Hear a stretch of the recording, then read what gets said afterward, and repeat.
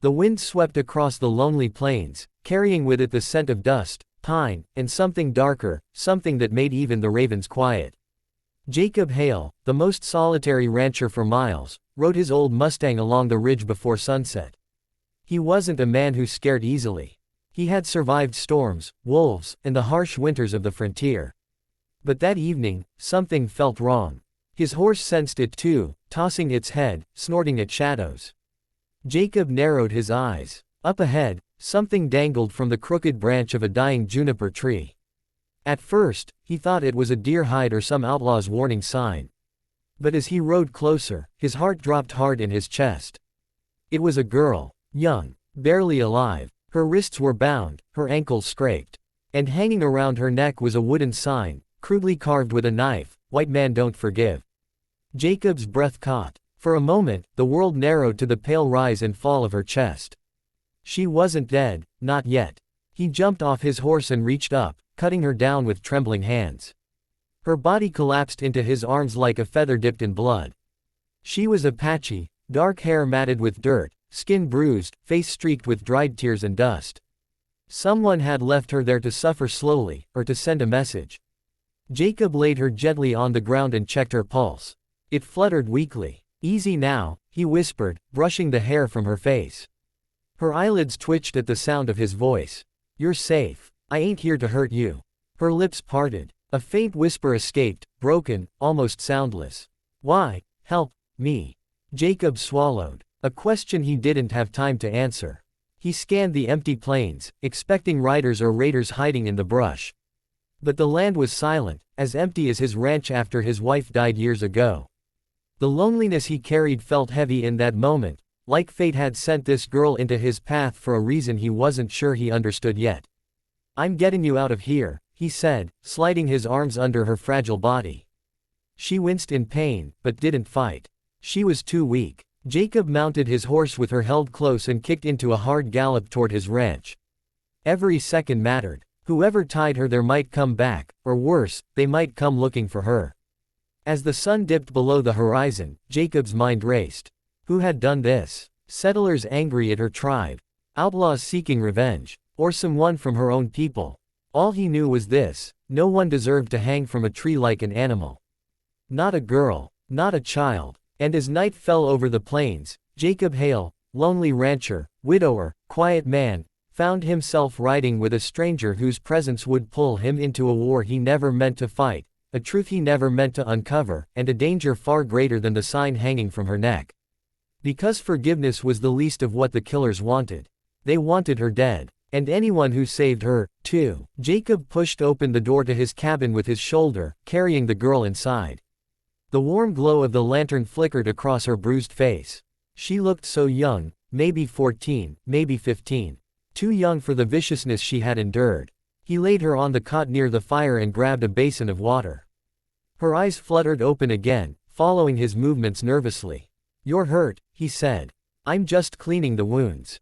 She shifted, instinctively recoiling, but exhaustion kept her still. Jacob dipped a cloth into the warm water and gently wiped the dirt from her cheeks, her arms, her neck. Up close, he saw old scars, thin lines across her back, like lash marks. Someone had whipped her long before the tree. "Name?" he asked softly. She hesitated before whispering, "Naeli." Jacob nodded. "Naeli, I'm Jacob. You're safe here. No one's gonna harm you." At the sound of "safe," her throat tightened, and fear flashed through her eyes again. "They'll come," she whispered. "They always come." Jacob paused. "Who?" But before she could answer, a sharp noise echoed from outside, hooves, faint but approaching. Jacob's body tensed. Instinct told him trouble had found them faster than he expected. He grabbed his rifle from the wall and blew out the lantern. Only the fire remained, low and dim.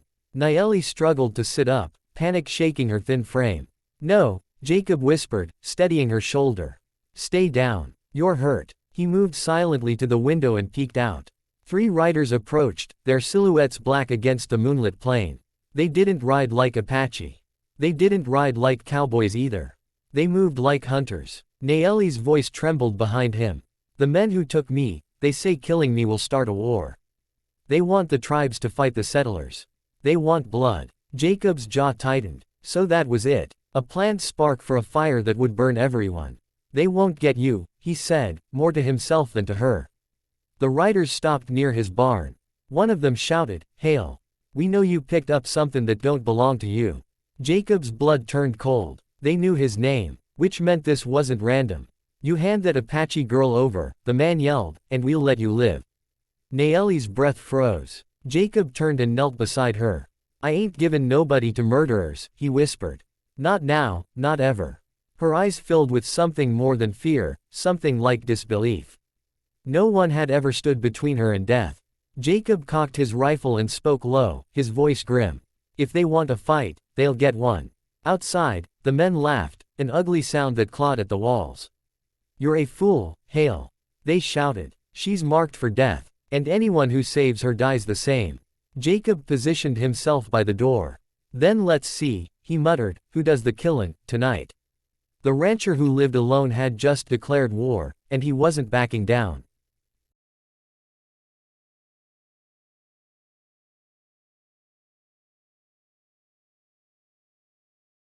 Jacob dove behind the wooden table as a bullet ripped through the cabin window, splintering wood and showering sparks from the fireplace. Naeli gasped and flattened herself against the cot, trembling violently. "Stay low," Jacob barked. He returned fire through the broken window, hitting the dirt near the riders' feet to force them behind cover. His goal wasn't to kill, yet. It was to buy time. The men scattered, taking positions behind his barn and water trough. They were trained, not drunken opportunists. Someone had sent them with a mission: kill the girl and silence the rancher who interfered. Jacob reloaded. He'd been in gunfights before, but never with someone else's life hanging in the balance. A voice shouted from outside, "Give her up, Hale. You think you're protecting her, but she's just an Apache brat. Ain't worth dying over." Jacob grit his teeth. "Worth more than scum like you." He fired again. One rider yelped as a bullet grazed his leg.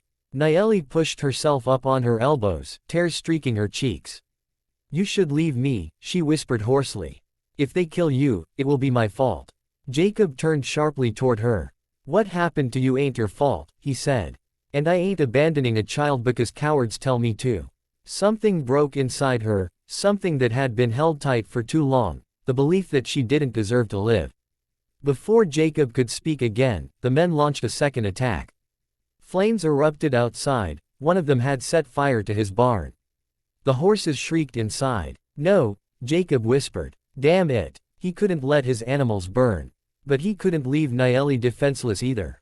Her small voice came from behind him. "I can walk." "You can't," he said. But she forced herself to her feet, wobbling, grabbing the wall for support. "I won't let them make you choose." Despite her weakness, she stepped closer, determination flickering in her eyes. "I can hide in the cellar while you save your horses." Jacob hesitated. A dangerous idea, but the only one that made sense. He pulled open the cellar door. "Get inside. Don't make a sound. No matter what." Naeli nodded and descended into the darkness. Jacob rushed outside, firing warning shots. Smoke burned his eyes as he kicked open the barn doors and freed the terrified horses.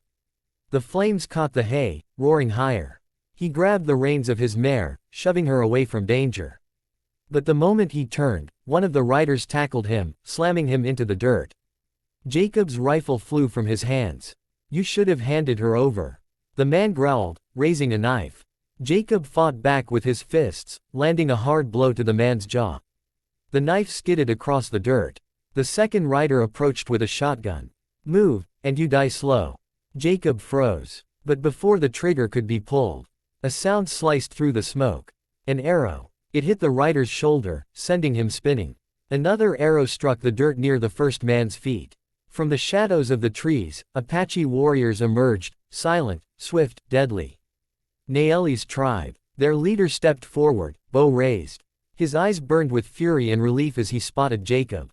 "You protected our daughter," he said. Jacob barely caught his breath. "I tried." The warriors closed in on the attackers. The fight ended quickly. In the quiet aftermath, Naeli limped from the cabin, her eyes searching until they found her father.